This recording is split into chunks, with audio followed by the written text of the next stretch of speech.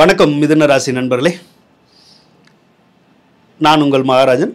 வரக்கூடிய ஆனி மாதத்தில் எந்த மாதிரியான பலன்கள் கிடைக்கும் அப்படிங்கிறத தான் இந்த பதிவில் நாம் இப்போ பார்க்க போகிறோம். முதலாவதாக குரு பகவானவே பார்ப்போங்க. குரு பகவான் உங்களுடைய ராசியிலிருந்து 7வது ராசியை பார்த்துக்கிட்டே இருப்பார்.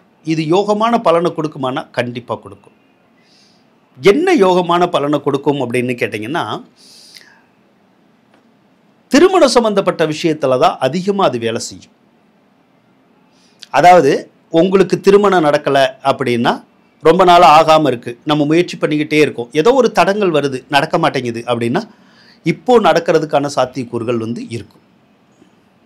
அதனால் முயற்சி பண்ணுங்கள். அல்லது உங்கள் வீட்டில் யாராவது திருமண பருவத்தில் இருந்தால் கூட அவங்களுக்கு கூட திருமணம் நடக்காமல் இருந்துச்சுன்னா இப்போ முயற்சி பண்ணிங்கன்னா இப்போ இருந்து ஒரு வருஷத்துக்குள்ளே திருமணம் நடக்கிறதுக்கான பாக்கியம் கண்டிப்பாக இருக்கும். ஒரு சிலருக்கு ஏற்கனவே கணவன் மனைவி உறவில் ஏதாவது விரிசல் வந்திருக்கும், சண்டை சத்தம் பிரச்சனை, விலகி போகிறது, பிரிஞ்சு வாழ்கிறது, அந்த மாதிரியான சூழ்நிலையெல்லாம் இருக்கும். அவங்கெல்லாம் கூட இப்போ மறுபடியும் சேரணும்னா சேரலாம். ஸோ சேர்றதுக்குடைய முயற்சிகளை நீங்கள் எடுங்க. கண்டிப்பாக அந்த முயற்சிகளுக்கு தக்க பலன்கள் உங்களுக்கு கிடைக்குங்க.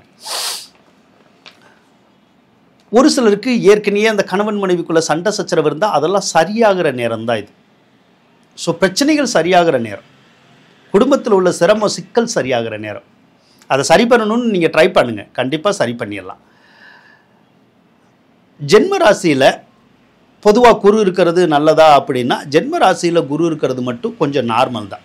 ஏன்னா ஜென்மத்தில் குரு இருக்கிற போது ஒரு சிலருக்கு இட மாற்றங்கள் வரும். ஒரு சிலர் வீடு மாறுறது, ஊர் மாறுறது, வேலையில் மாறுறது, அந்த மாதிரிலாம் கூட வரும். ஒரு இடத்துலேருந்து இன்னொரு இடத்துக்கு வேலைக்கு போகிற மாதிரியான சூழ்நிலைகள்லாம் கூட வரும். அதனால் அதுக்கு தகுந்தபடி நீங்கள் யோசித்து செயல்பட்டீங்கன்னா கஷ்டங்கள் இருக்காது. அதே மாதிரி மாணவர்களை பொறுத்தளவுக்கு ஒரு வருஷத்துக்கு கல்வியில் ஏதாவது ஒரு தடங்கல்கள் இருந்துக்கிட்டு இருக்கும். அப்போ நீங்கள் என்ன பண்ணணும், நல்லா முயற்சி பண்ணணும்.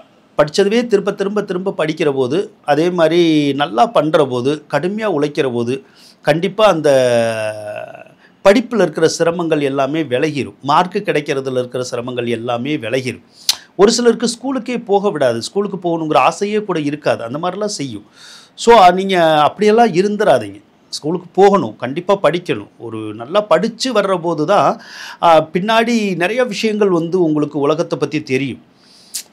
அப்போ நிறையா விஷயங்கள் தெரிகிற போது அதுக்கப்புறம் நீங்கள் வேலை பார்த்தாலும் திறமையாக வேலை பார்ப்பீங்க, பிஸ்னஸ் பண்ணாலும் நல்லா திறமையாக பிஸ்னஸ் பண்ண முடியும். படிக்காமல் பண்ணுறதுக்கும் படிச்சுட்டு பண்ணுறதுக்கும் நிறைய வித்தியாசம் இருக்கும். அதனால் கல்வி சார்ந்த வகையில் யாருக்காவது அந்த விருப்பம் இல்லாமல் போச்சுன்னா தயவுசெய்து விரும்பி படிக்கிறதுக்கு பாருங்கள், உங்களால் முடியும், முயற்சி பண்ணுங்கள். சூரியன் வேற ராசி மேலே தான் இருக்கார். சூரியன் ராசி மேலே இருக்கிறது நல்லது தான். ஆனால் ஒரு சிலருக்கு கண்ணில் பிரச்சனை வரும், அல்லது சளி இருமல் காய்ச்சல் அப்படி சொல்கிறோம்ல, அந்த மாதிரியான ஏதாவது ஒரு உடல் உபாதை வர்றதுக்குடைய வாய்ப்புகளும் இருக்க தான் செய்யும். உங்களுடைய ராசி அதிபதி இந்த மாதம் நல்ல பலமாக இருக்கார்.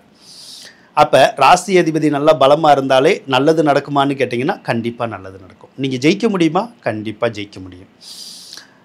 காசு பணம் ஏதாவது கிடைக்குமா? என்ன மெயின் அதுதானே, கண்டிப்பாக கிடைக்குங்க. ஏன்னா புதன் பகவான் ஜூன் மாதம் 22ஆம் தேதி கடகராசிக்கு வந்துடுவார். அப்போது அதுக்கப்புறமா பார்த்தீங்கன்னா ஏதாவது ஒரு வகையில் உங்களுக்கு பணவரவு இருந்துக்கிட்டே இருக்கும். அதாவது வேலை இல்லைன்னா வேலை கிடச்சிரும், அதன் மூலமாக காசு பணம் வரும். அதே மாதிரி தொழில் சரியாக ஓடலைன்னா தொழில் நல்லா ஓட ஆரம்பிக்கும், அதன் மூலமாக வருமானம் வரும். நீங்கள் யார்கிட்ட போய் கடன் கேட்டாலும் கிடைக்கும், பேங்க்கில் லோன் கேட்டாலும் கிடைக்கும்.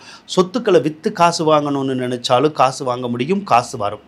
ஆக எந்த வழியில் நீங்கள் பணத்தை திரட்டணும்னு முயற்சி பண்ணுறீங்களோ அந்த வழியிலேருந்து உங்களுக்கு கண்டிப்பாக பணம் வருங்க.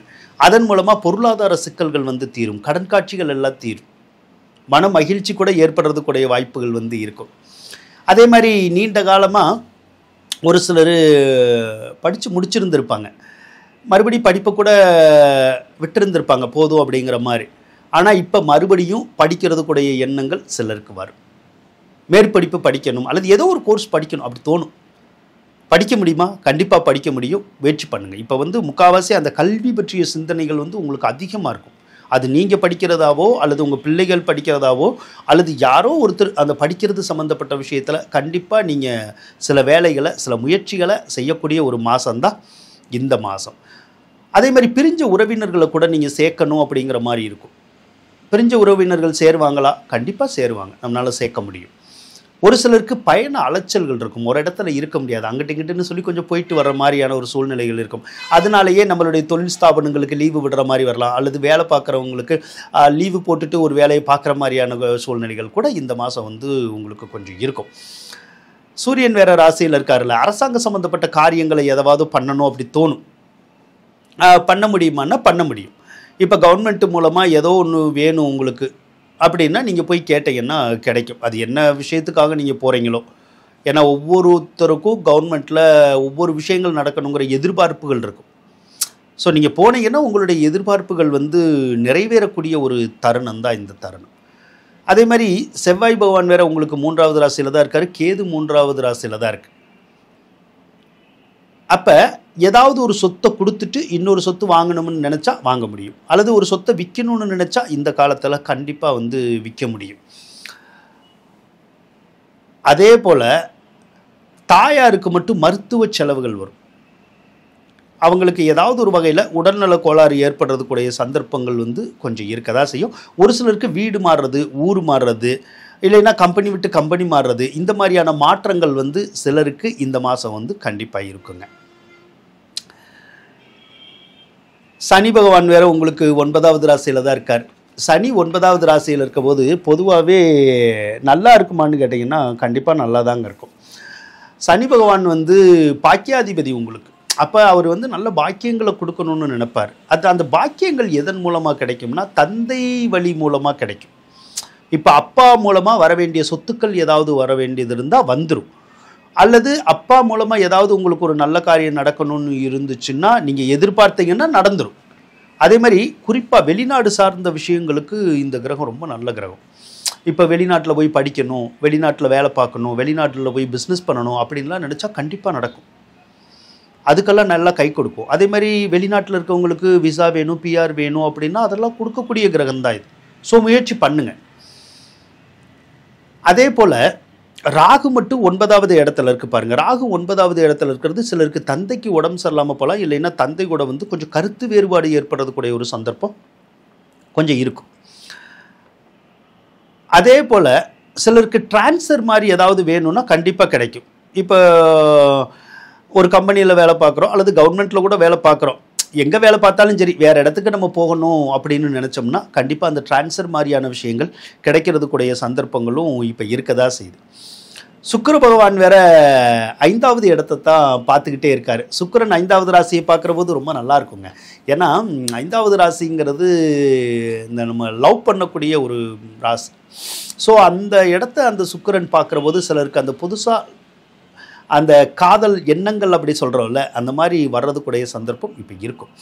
அதே மாதிரி குழந்தை பாக்கியம் இல்லாதவங்களுக்கு குழந்தை பாக்கியத்தை கொடுக்கறதுக்கு முயற்சி செய்யும். அதனால் நீண்ட நாளாக குழந்தை பாக்கியம் இல்லைன்னாலும் சரி, அப்போ இப்போயெல்லாம் சிலருக்கு கருத்தரிக்கிற காலம், அல்லது ஏற்கனவே கருத்தரிச்சிருந்தா ஒரு சிலருக்கு குழந்தை வந்து பிறக்கக்கூடிய காலம்தான் இந்த காலம். அதனால் பிள்ளை பேர் சம்மந்தப்பட்ட விஷயத்தில் நீங்கள் முயற்சி பண்ணலாம். அதே மாதிரி உங்களுடைய பிள்ளைகளும் நல்லாயிருக்கும், பிள்ளைகளினுடைய எதிர்காலமுமே வந்து ரொம்ப சிறப்பாக தான் இருக்கும். அதே மாதிரி 11ல் சுக்கிரன் இருக்கிறதும் நல்லது தான். அதுவுமே பார்த்தீங்கன்னா இந்த பிரிஞ்ச கணவன் மனைவியை சேர்த்து வைக்கிற வேலை பார்க்கும். அதே மாதிரி ஏற்கனவே ஒரு சிலருக்கு முதல் திருமணத்தில் பிரச்சனை வந்திருந்தால் 2வது திருமணம் பண்ணணும்னு நினச்சா அதை பண்ணி வைக்கும். அதே மாதிரி எதிர்பாராத வகையில் பெண்கள்னால் வந்து உதவிகளை கொடுக்கும். ஆடை ஆபரணத்துறையில் இருக்கிறவங்களுக்கு நல்ல யோகங்கள் கிடைக்கும். கலைத்துறையில் இருக்கிறவங்களுக்கு நல்ல யோகங்கள் கிடைக்கும். சினிமா, நடனம், நாட்டியம் அந்த துறையில எல்லாம் இருக்காங்கல்ல, அவங்களுக்கெல்லாம் நல்ல யோகம்தான். கட்டடக்கலையில் இருக்கிறவங்க, காஸ்மெட்டிக்ஸ் லைனு, பியூட்டிஷியன், இந்த மாடுலர் கிச்சன், இந்த லைன்லாம் இருக்கிறவங்களுக்கெல்லாம் ஒரு நல்ல யோகத்தை கண்டிப்பாக அந்த சுக்கிரன் வந்து கொடுக்கும். ஆனால் அதே சுக்கிரன் வந்து ஜூன் 29ஆம் தேதி ரிஷபராசிக்கு வந்துடுவார்.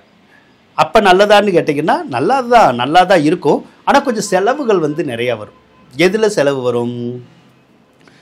உங்களுக்கோ உங்கள் வீட்டில் யாருக்கோ கல்யாணம் நடக்காமல் இருந்தால் கல்யாணம் நடந்து அதனால செலவு வரும்.